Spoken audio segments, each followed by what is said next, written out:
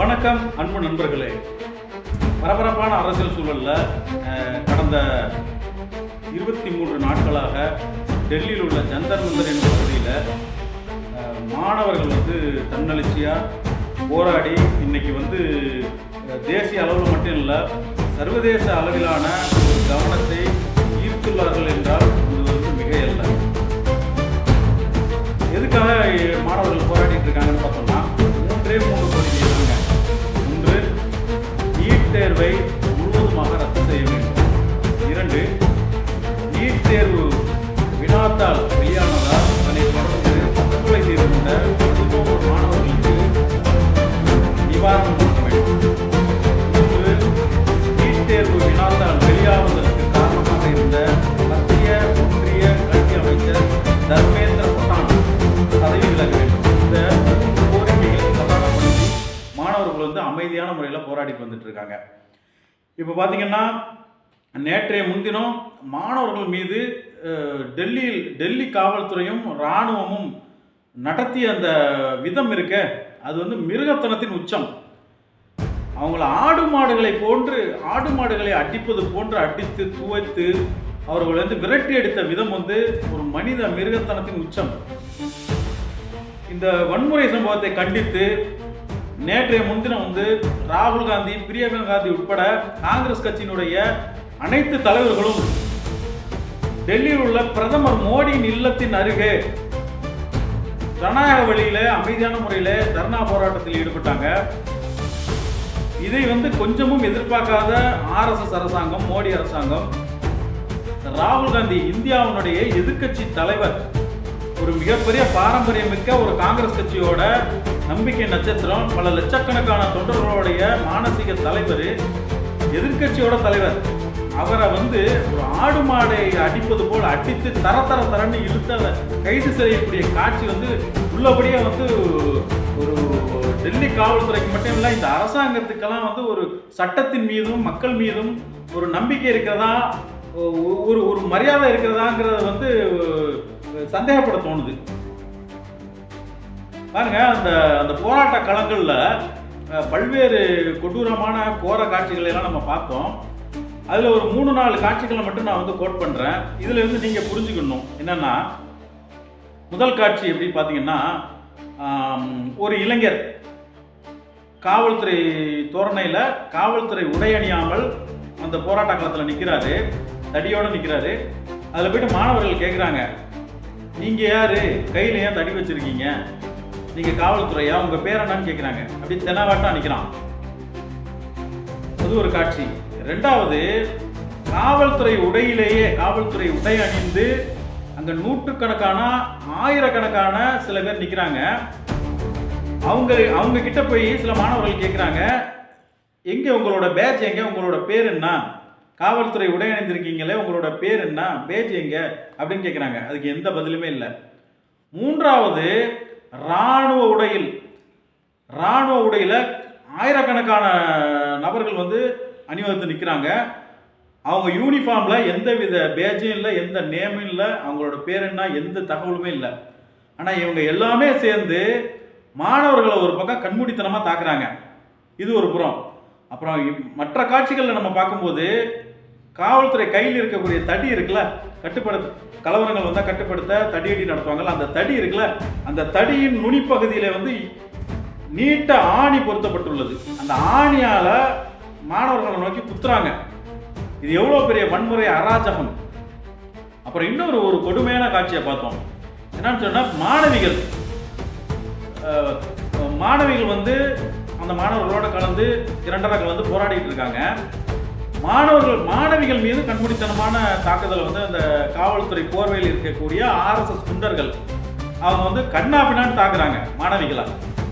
அப்ப ஒரு மாணவி அடிபட்டு எழுந்து ஓட முற்படும் போது அங்க இருக்கக்கூடிய காவல்துறை உடை அணிந்த ஒரு RSS குண்டர் என்ன பண்றான் அப்படின்னா, அந்த மாணவியோட பின்புறத்துல, அதாவது பாலியல் சீண்டல் தான் இதை சொல்ல முடியும், அந்த லத்தியை விட்டு, இது எவ்வளவு பெரிய அவமானம், எவ்வளவு பெரிய இந்த நாட்டுக்கு, இந்த வருங்கால நம்ம நாட்டுடைய தலையெழுத்தையே தீர்மானிக்கக்கூடிய சக்தி இளைஞர் சக்தி, மாணவர் சக்தி.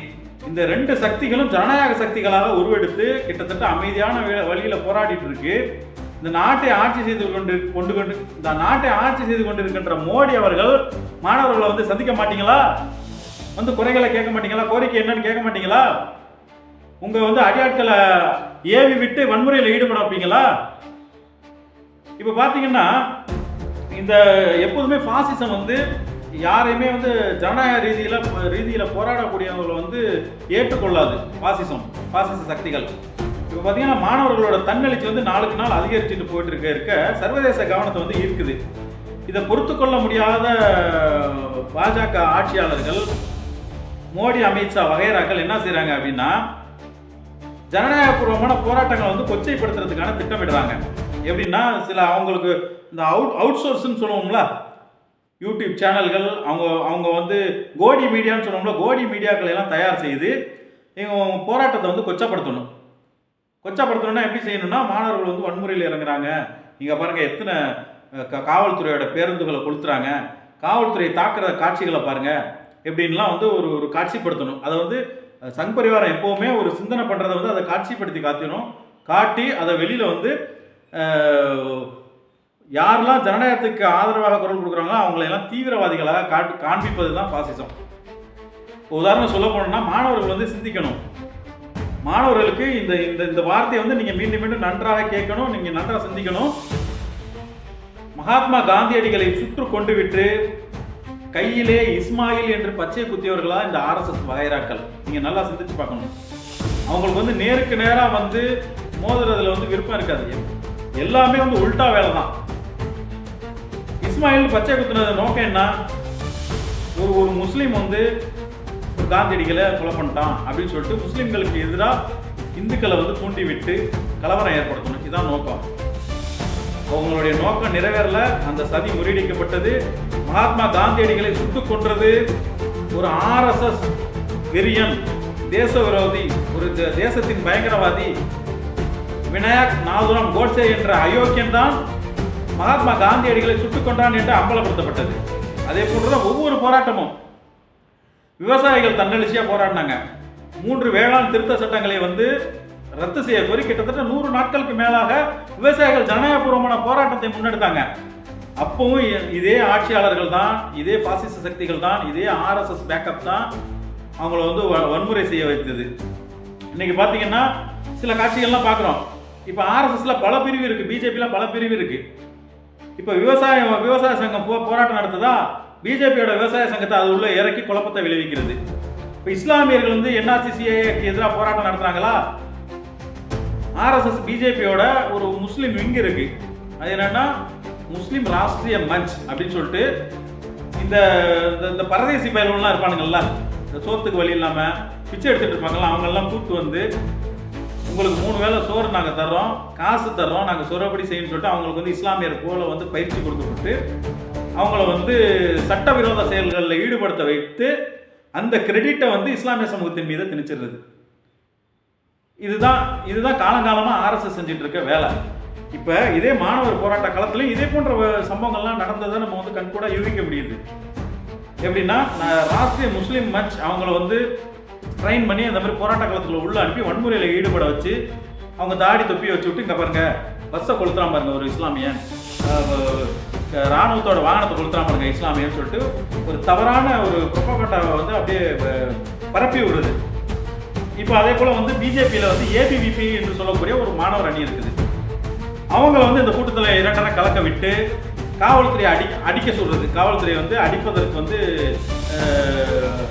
பணிக்கிறது, காவல்துறை அடிக்க வைக்கிறது, வாகனங்கள் கொளுத்து வைக்கிறது, இதே போன்ற வச்சு அந்த ஃபுட்டேஜை எடுத்து இங்கே பாருங்க இவங்கெல்லாம் வந்து ஜனநாயகவாதிகளா, காவல்துறை தாக்குறாங்க பாருங்க அப்படின்னு சொல்லிட்டு ஒரு போலியான ஒரு செய்தியை பரப்புறது. போலியான செய்தி, ஆனால் வந்து நிஜத்தில் வந்து நிஜமாக வந்து அவங்க தாக்க வச்சு அதை வந்து அப்படியே அதை அட்வான்டேஜை எடுத்துக்கிட்டு அதை அப்படியே இவங்களுக்கு சாதகமாக பயன்படுத்திக்கிறது. இப்படி தான் அங்கே வந்து காட்சிப்படுத்தப்பட்டிருக்கு. ஆனால் மாணவர்களோட நியாயமான கோரிக்கையை வந்து நிச்சயமாக வென்றெடுக்கணும். உங்களுடைய வலிமையான போராட்டம், வீரியமிகு போராட்டம், தன்னெழுச்சியான போராட்டம் வந்து இன்னைக்கு வந்து பாசிச சக்திகளுக்கு சாவுமணி அடித்திருக்கிறது. மத்திய கல்வி அமைச்சர் தர்மேந்திர பிரதான் இன்னைக்கு ராஜினாமா செய்திருக்கிறார். இது முழுக்க மாணவர்களோட போராட்டத்திற்கு கிடைத்த வெற்றி, கரப்பான் பூச்சி ஜனதா கட்சியினருக்கு கிடைத்த வெற்றி தான். மாணவர்கள் வந்து ஒண்ணே ஒன்று கவனத்தில் நீங்கள் வச்சுக்கணும். என்றைக்குமே வன்முறை வந்து வெற்றியை தராது. ஜனநாயகபூர்வமான போராட்டங்கள் வெற்றியை தரும், ஆனால் அதுக்கு சில காலங்கள் ஏற்படும். ஏன்னா இது வந்து ஜனநாயக அரசு கிடையாது. இவர்களோட திட்டம் RSS ஆட்சியை நிறுவுவது, ஒரு மன்னராட்சியை நிறுவுவது, ஜனநாயகத்துக்கு எதிரான மக்களாட்சிக்கு எதிரான ஒரு மன்னராட்சியை நிறுவுவது தான் பாஜக ஆட்சியோட திட்டம். இதே போராட்ட வியூகத்தை நீங்கள் அடுத்த கட்டமாக எலக்ட்ரானிக் ஓட்டிங் மிஷின், மின்னணு வாக்கு இயந்திரத்துக்கு எதிராக நீங்கள் போராட வேண்டும். நாம் வந்து அமைதியான இந்தியாவை, இந்து முஸ்லிம் ஒற்றுமைக்கான இந்தியாவை, ஒரு ஜனநாயக இந்தியாவை நாம் மீண்டும் கட்டியமைக்க முடியும் என்பதை நான் தெரிவித்துக் கொண்டு, மாணவர்கள் போராட்டம் வெல்லட்டும், இளைஞர்களின் போராட்டம் வெல்லட்டும், பாசிச மோடி ஆட்சி வீழட்டும் வீழட்டும். ஜெய்ஹிந்த், ஜெய்ஹிந்த்.